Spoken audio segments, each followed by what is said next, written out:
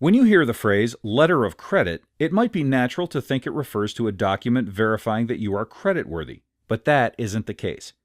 A letter of credit is a document issued by a third party that guarantees payment for goods or services when the seller provides acceptable documentation.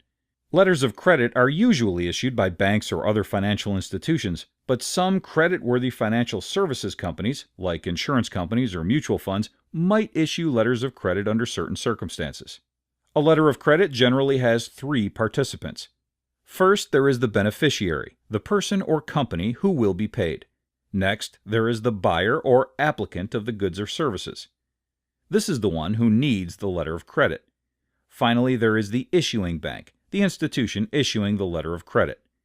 In addition, the beneficiary may request payment to an advising bank, which is a bank where the beneficiary is a client, rather than directly to the beneficiary. This might be done, for example, if the advising bank financed the transaction for the beneficiary until payment was received. Letters of credit are most often used in international trade, where they are governed by the Uniform Customs and Practice for Documentary Credits, or UCP, the rules of the International Chamber of Commerce. However, they can be used in other situations, as we shall see. Most letters of credit are import-export letters of credit, which, as the name implies, are letters of credit that are used in international trade. The same letter of credit would be termed an import letter of credit by the importer and an export letter of credit by the exporter.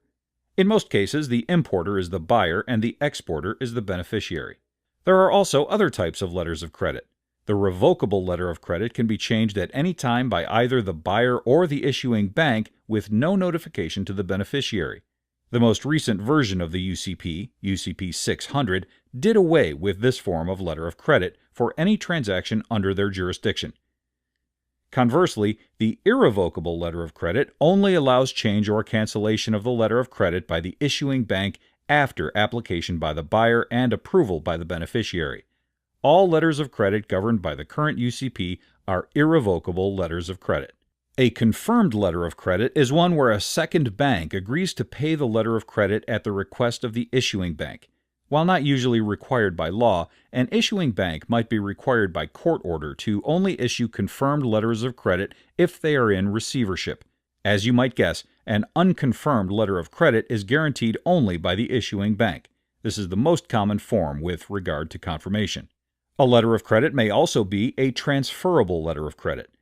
These are commonly used when the beneficiary is simply an intermediary for the real supplier of the goods and services or is one of a group of suppliers. It allows the named beneficiary to present its own documentation but transfer all or part of the payment to the actual suppliers.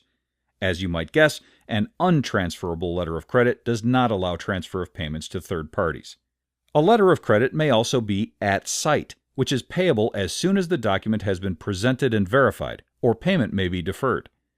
Deferred letters of credit are also called a usance letter of credit and may be put off until a certain time period has passed or the buyer has had the opportunity to inspect or even sell the related goods. A red clause letter of credit allows the beneficiary to receive partial payment before shipping the products or performing the services. Originally, these terms were written in red ink, hence the name. In practical use, issuing banks will rarely offer these terms unless the beneficiary is very creditworthy or an advising bank agrees to refund the money if the shipment is not made. Finally, a back-to-back letter of credit is used in a trade involving an intermediary, such as a trading house. It is actually made up of two letters of credit, one issued by the buyer's bank to the intermediary and the other issued by the intermediary's bank to the seller. In order to receive payment, the beneficiary must present documentation of completion of their part in the transaction to the issuing bank.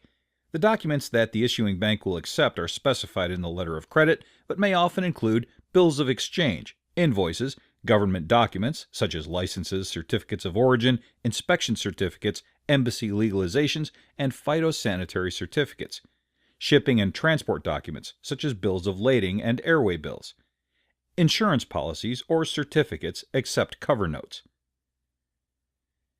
Letter of credit transactions are not without risks. The risks inherent in these types of transactions include fraud risk, in which the payment is obtained through the use of falsified or forged documents for worthless or non-existent merchandise, regulatory risk, in which government action may prevent completion of the transaction. Legal risk, in which legal action prevents completion of the transaction. Force majeure risk, in which completion of the transaction is prevented by an external force, such as war or natural disaster. Failure of the issuing or collecting bank, or insolvency of the buyer or beneficiary.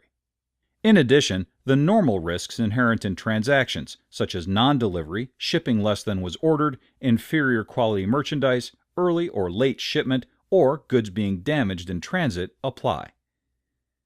Sometimes the best way to understand a concept is to walk through an example, so that's exactly what we'll do. Let's say that Invented Corporation, which is based in California, agrees to buy component Q13 from the German company Fictiv Limited.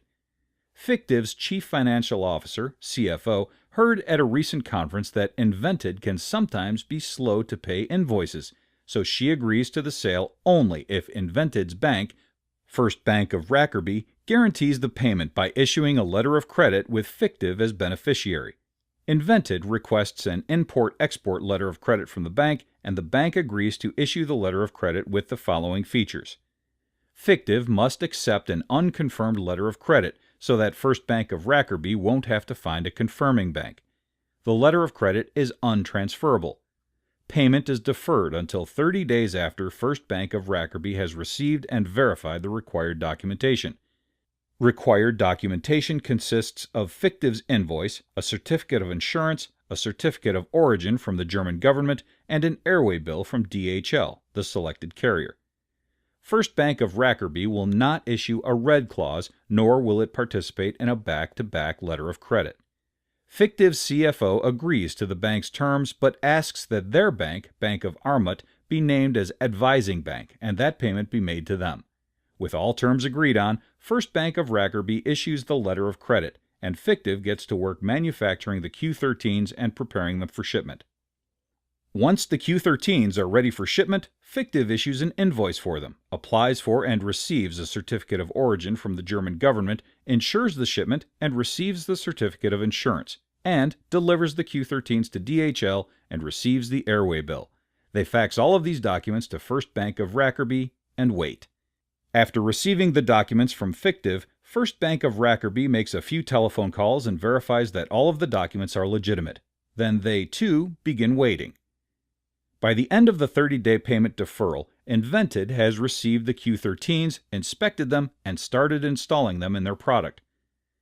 To complete the letter of credit agreement, Bank of Rackerby electronically transmits payment to Bank of Armut. Bank of Armut collects the amount Fictiv owes them for financing the production and shipping of the Q13s, then deposits the remainder in Fictiv's account. There are, of course, a number of legalities that make the process more complicated than it seems in this example, and the use of letters of credit should be advised by a lawyer who is familiar with them, as well as by the issuing bank.